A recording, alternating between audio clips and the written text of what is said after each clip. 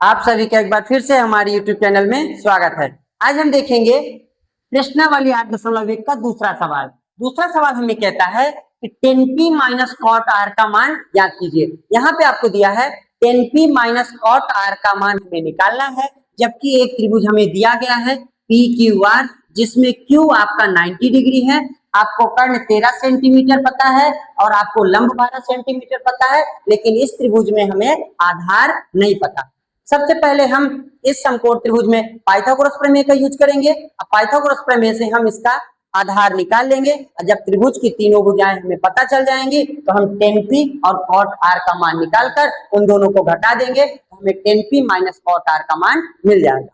तो पहले हम लिखेंगे त्रिभुज PQR में पाइथागोरस प्रमेय से हम त्रिभुज PQR में पाइथागोरस प्रमेय का यूज करेंगे। फॉर्मूला क्या होता है? कर्ण का स्क्वायर बराबर आधार स्क्वायर प्लस लंब का स्क्वायर। ठीक है, अब आप यहाँ पे देखिए कर्ण आपको कितना दिया है 13, तो 13 का स्क्वायर हो जाएगा। आधार आपको नहीं पता QR है तो QR का स्क्वायर लिखा रहेगा, प्लस लंब आपको पता है कितना 12, क्या हो जाएगा 12 का स्क्वायर। 13 का स्क्वायर क्या होता है 169, 13 का 13 में गुणा करेंगे तो 169 आएगा। QR का स्क्वायर आपका लिखा रहेगा, प्लस 12 का स्क्वायर कितना होता है 144, जब आप 12 का 12 में गुणा करेंगे तो 144 मिलेगा। ठीक है, अब 169 आपको वही लिखा हुआ है, गिनती का 144 प्लस में है, बराबर किधर आएगा तो माइनस के 144 हो जाएगा, बराबर QR का स्क्वायर आपका लिखा रहेगा। ठीक है, अब 169 में आप 144 को घटाएंगे तो क्या मिलेगा 25, बराबर QR का स्क्वायर आपका लिखा रहेगा। ठीक है, अब आपको यहां ध्यान देना है कि QR के ऊपर क्या लगा हुआ है स्क्वायर, इसका स्क्वायर हटेगा तो 25 में क्या लग जाएगा अंडर रूट लग जाएगा, यहाँ हो जाएगा अंडर रूट 25 और यहाँ QR के ऊपर से स्क्वायर हट गया। यहाँ पे QR लिखा था स्क्वायर के साथ, यहाँ पे QR अकेला लिखा है। अब 25 के वर्गमूल क्या होता है 5 सेंटीमीटर और QR आपका आ गया। QR की वैल्यू क्या मिल गई 5 सेंटीमीटर, क्यों? क्योंकि 25 का वर्गमूल आपका 5 होता है। ठीक है, तो हमें इसका आधार पता चल गया 5 सेंटीमीटर। ठीक है, मैंने आपको बताया ना किसी त्रिभुज का जब तक आपको तीनों भुजाएं नहीं पता चलेंगी तब तक आप त्रिकोणमिति के जो सदस्य हैं उनकी वैल्यू नहीं निकाल सकते। जैसे यहाँ में 10p और cot r का चाहिए था, अब हमने त्रिभुज की तीनों भुजाओं का मान निकाल लिया। अब हमें चाहिए 10p, क्या चाहिए 10p। अब 10p चाहिए अगर हमें तो हम क्या करेंगे,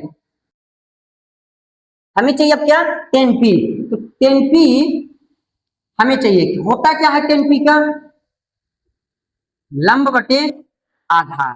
थोड़ा यहां समझिएगा, लंब बटे आधार। अब आप ध्यान दीजिए यहां हमें निकालना क्या है 10p, यहां हमें थीटा में p दिया हुआ है, ठीक है ना, जबकि यहाँ पे जो बेस में लिखा हुआ वो क्या लिखा हुआ है r लिखा हुआ है। जिस थीटा को हम निकालेंगे वो कहाँ होना चाहिए, वो आधार में होना चाहिए। 10p के लिए हमें एक अलग से ट्रायंगल बनाना पड़ेगा। देखिए आप Q 90 डिग्री है तो Q को आप उसी तरह जैसा Q है वैसा लिखा रहेंगे, Q को आप नहीं बदल सकते। ठीक है, कर्ण यहाँ 13 सेंटीमीटर दिया तो 13 रहेगा। आधार आपको यहाँ पे जो R लिखा हुआ था यहाँ पे आपका आ जाएगा P और आपका जो R है वो कहाँ चला जाएगा ऊपर चला जाएगा।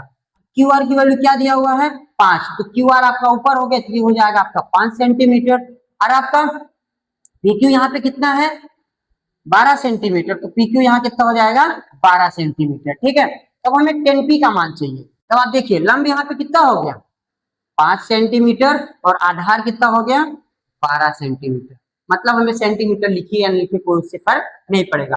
दूसरा क्या निकालना है cot r, cot r बराबर इसका क्या होता है आधार बटे लंब।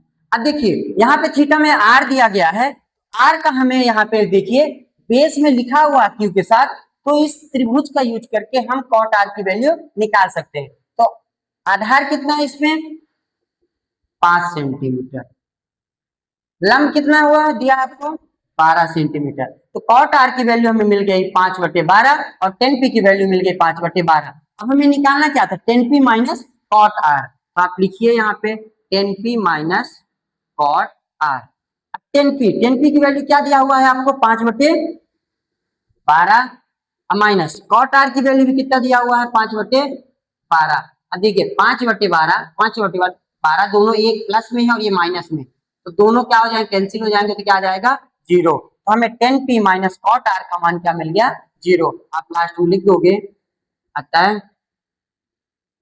10p माइनस कॉट आर का मान 0 है। ठीक है, मतलब जिस आपको सदस्य की वैल्यू निकालना होगा, जैसे 10p कॉट आर या साइन p साइन आर, जो भी वैल्यू निकालना होगा उसको हम निकाल सकते हैं। बस आपको ये ध्यान देना है कि जिस एंगल की आपसे बात कर रहा है, जैसे p की बात कर रहा है तो p आधार में लंब जहां 90 डिग्री बना उसके साथ स्थित होना चाहिए। जैसे कॉट आर की बात कर रहा है वो आपका जो 90 डिग्री क्यू है उसके साथ स्थित होना चाहिए। मतलब कहने का कि जिस एंगल की आपको निकालने की बात कर रहा है वो हमेशा आधार में स्थित होना चाहिए। ठीक है, तो हमने 10p माइनस कॉट आर का मान निकाल लिया जिसका मान हमें 0 प्राप्त हुआ है।